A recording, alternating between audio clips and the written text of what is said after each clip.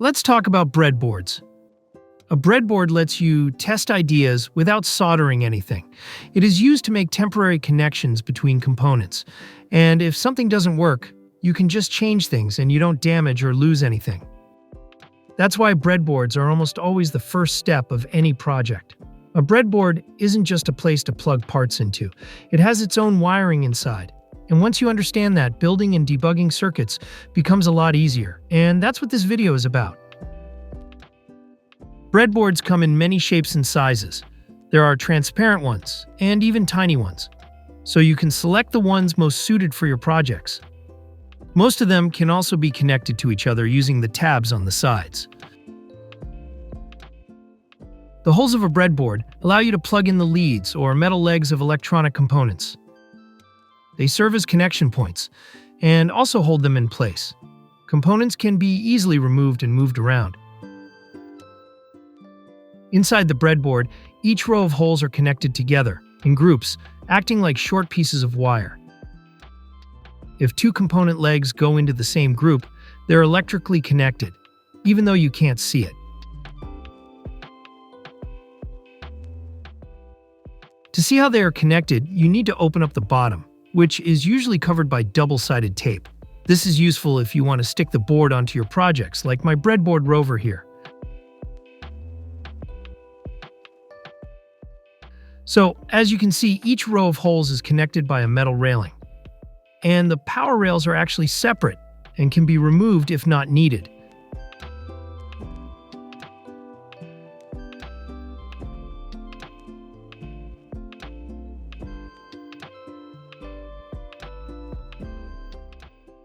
These strips are a set of 5 clips that hold and connect the components together inside the breadboard.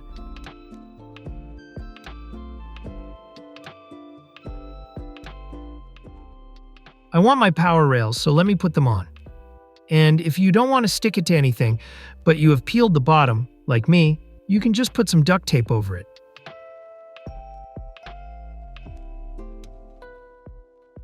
Since each row is a single connection, different leads of components should be connected to different rows of the breadboard, like this. Connecting them like this will just short the leads and will not work or even burn them. And everything you connect to a row will be connected together. So if I connect another LED to the same row, it will share the same connection. And also, one half of the breadboard is not connected to the other half, and there is a clear gap in the middle. This way, we can place components that have 2 separate electrical sides. For instance, a button, an IC, or even a microcontroller. A button works by bridging the gap between the 2 sides when we press it. 2 pairs of the pins are already connected internally. And when we press the button, these 2 connections are bridged into one. So a button can bridge 2 rows or also carry voltage from one side of the breadboard to the other. Things like ICs and microcontrollers strictly have to be placed in the center gap. Putting them on one side would short pins together, and the circuit won't work. Most breadboards also include long power rails along the edges. These are meant for distributing power and ground across the board, so you don't have to run power wires everywhere. Like we saw before, these are one long connection and are separate from the rest of the breadboard. On many larger boards, those rails are split in the middle, and the top and bottom rails might not be linked. This is usually indicated by the gap in the lines here. This helps in having different power sources in the same project. Here we have 3 volts for this LED, and 7 volts for the fan, both on the same rails of the breadboard, but not connected together.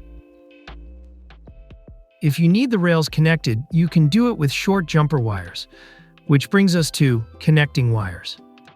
For connections, solid or single-core wire works best. Stranded wire is not practical when you want to plug it into a breadboard. And there are also pre-made jumper wires that are specially made for breadboards.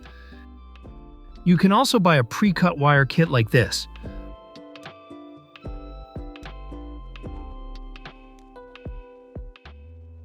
Or you can buy the single-core wires and cut them to your needs. I prefer placing these wires flat on the board because it looks neat.